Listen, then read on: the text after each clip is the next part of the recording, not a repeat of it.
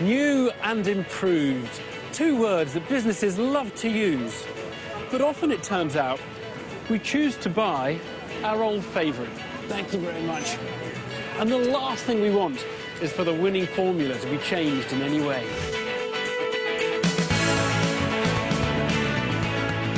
Coca Cola is the world's biggest brand. Its success depends on one essential: a secret recipe kept under lock and key.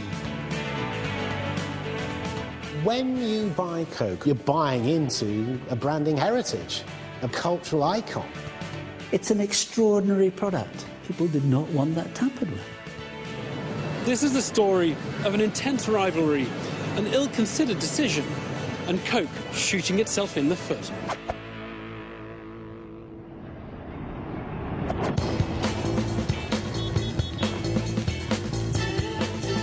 It was April 1985, and Coca-Cola had summoned the press to an important announcement in New York City. I think the anticipation would be that whatever Coke did would be a smart move. No one anticipated it wouldn't be. Camera crews, the major publications, everybody was going to be there. They orchestrated that part of the event quite well. They know how to do an event. The really incredible thing was that they were able to keep this a secret for so long. Coke chairman Roberto Goizueta was ready to let out his secret. I'm going to get right to the point. The best soft drink, Coca-Cola, is now going to be even better. Simply stated, we have a new formula for Coke. For a second, the room is dead quiet. And that was a surprise. Coke represents America. And it was sort of like saying, well, we've decided to change the American flag and put the stars someplace else. I mean, what? Why are you doing that?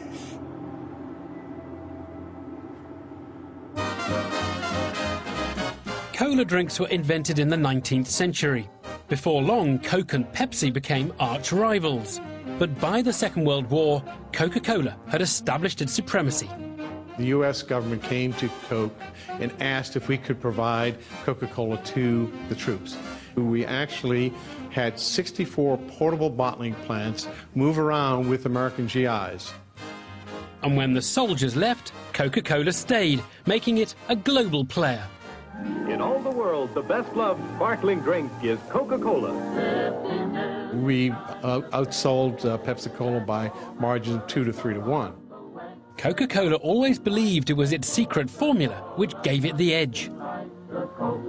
Coke has a distinctive flavor all its own that no one has ever succeeded in matching. And for years, Coke's position was unassailable, until... We were just the upstart, the number two, had been the number two for years and years and years. By the 70s, tired of trailing behind, Pepsi needed something brilliant, something that would change the game. All across America, people are taking the Pepsi Challenge. Pepsi came up with a marketing masterstroke. We instituted the Pepsi Challenge, which told the nation that more people preferred the taste of Pepsi to Coke. Can you tell me which one you prefer? L. You're both sure you like L better. Right. What was your choice? And that resulted in significant share gain, and that was very difficult for Coke to accept because they had been the champion forever. The Pepsi Challenge became a real problem for us and a great concern to our marketeers. And which was it you preferred? Pepsi. Just over half the drinkers tested prefer Pepsi. Seriously, I mean, I remember it at the time. You almost couldn't refer to Pepsi. It was called PC. It was like your worst enemy. It really was. Well, I'll be darned. Everyone, I believe, on both sides was very, very involved in, let's call it the Cola Wars. That's exactly what it was. Year after year, bit by bit, they were gaining market share. Tell me what you chose. Pepsi. Pressure was growing at Coke to get its market share back. I want you to tell me which of these two colas you prefer. Guy, come here, come here, come here. You prefer the Coca Cola? Yeah. You preferred Pepsi Cola. The Pepsi challenge was a winner. It appeared to prove that people preferred the taste of Pepsi. But even more importantly, it also convinced executives at Coca-Cola that the taste of Coke was its biggest problem. They began to think the unthinkable. The taste of Coke had to be improved. It was not something that you did lightly. You did a lot of market research. Almost 200,000 taste tests were conducted. And those tests showed people preferred the new sweeter flavour. To Coke bosses, this market research was conclusive. Armed with this data, they actually made the decision to go ahead, change the formula, introduce a new product into the marketplace, and withdraw the original formula. Dazzled by what the market research was telling them, Coca-Cola decided to ditch the flavour that had made it the #1 drink all over the world and to replace it with a brand new cola the company had just invented. I remember thinking at the time that this was either unbelievably brave or unbelievably stupid.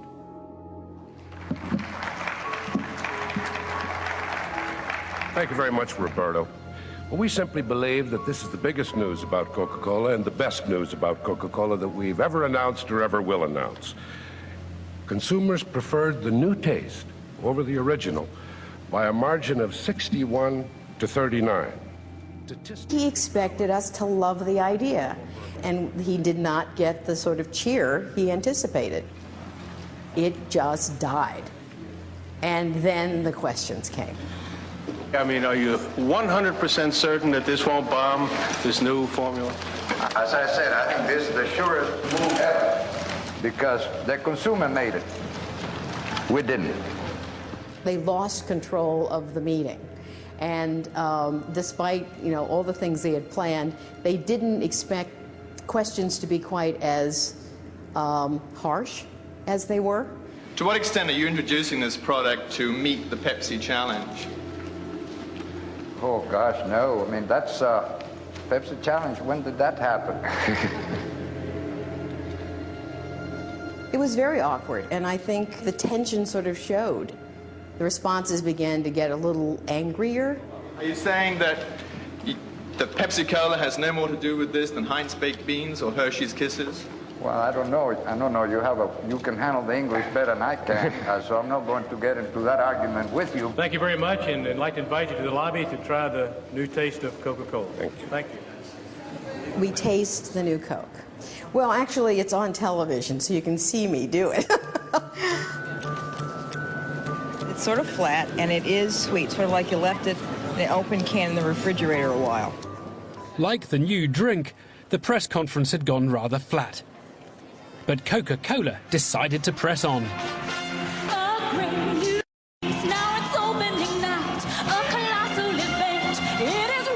And all across America, it created a huge fanfare to welcome new Coke.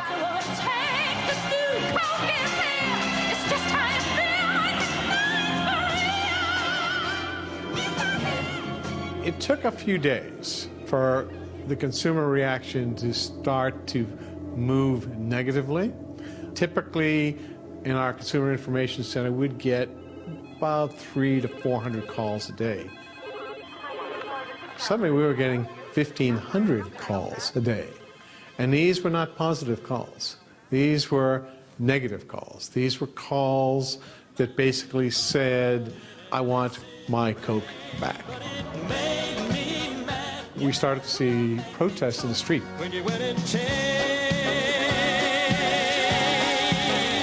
The taste of Coke. Hey, have you tried the new Coke? For Pepsi, things could scarcely be better. It was a very big era, and it was very exciting because it was a day-by-day battle with Coke to take advantage of the situation. In the universal search for great taste, It doesn't take a higher intelligence to figure out why one cola's changed and one cola's chosen. It's astonishing. It's absolutely astonishing that suddenly you give way to a weaker competitor, because that's what happened. On the streets, the demonstrations were getting angrier. It really got a little out of hand. My oldest daughter is 22. Her first word was Coke. Her second word was Mommy. Employees like myself would be confronted by neighbors saying, "What have you done?" Coca Cola drinkers are America. Thank you for participating. Militant Coke drinkers who wanted their old flavour back kept stepping up their campaign. Coca Cola drinkers of America. This was a new thing, to see this sort of grassroots organizing around an issue that people felt strongly about. I put our names in. Keen to find out exactly what was going wrong, Coke executives went back to their market research. They realised they'd made some extremely significant errors. There is always a difference between blind taste testing and branded product testing. What you've got to remember with market research, and particularly if you're doing blind taste testing, is that you're doing it without all the brand associations attached. So for people to say, I prefer that product versus that product, is only one element of what happens in brand thinking. We didn't ask all the questions we needed to ask. All we asked people was whether they preferred taste X to taste Y. We never asked them, how would you feel if we replaced X with Y? The funny thing about this case is that big old dominant companies like Coke are usually accused of being too stuck in their ways. They're like dinosaurs, unable to keep up with the world. What Coke found out was it's not as simple as that. Successful companies have reasons to be cautious of change. I have an expression I use to all my clients, is check the bath water for babies. Before you throw out what you do, just check. The prime lesson is that you don't mess with a brand that easily and that, in a sense, that quickly. And secondly, don't be over-influenced by the noises of your competitor. Coke now knew it had messed up horribly, and the error was in danger of handing Pepsi an all-out victory in the cola wars. Wars consist of a series of battles. What Pepsi felt at the time was, we won this battle. But certainly Coke was not going to lie down and die and not come back with something else. And so the something that they decided to do was to bring back original formula Coca-Cola, this time branded as Coca-Cola Classic. 79 days after the introduction of new Coke, Coca-Cola executives came out again in front of the world's press, this time to say they were going to make a U-turn and revert to the old recipe. Our boss is the consumer, and we want them to know that we're really sorry. Some critics will say Coca-Cola has made a marketing mistake, and some cynics say that we planned the whole thing. The truth is, we're not that dumb, and we're not that smart. It was a huge decision to change back, because this was an admission that the original decision was flawed. Corporations seldom say, I'm sorry, or we made a mistake. And it humanized them in a way that benefited that company to this day. It is such a strong brand that even if they make a mistake, people see them like a brother or a sister. They'll forgive their brother and sister, and they'll let them have another chance. If we ever heard of another one like this today, we'd go, wow, how can people do that? Not in the U.S. I think we've learned that lesson very well. I'd like to buy the world a home and furnish it with love. As for Coca-Cola, it had learned its lesson the hard way, but ultimately the new Coke experiment paid off. Well, what happened next was that it generated a huge amount of interest. It garnered all sorts of fan love, consumer love, and it reached market shares it hadn't experienced for decades.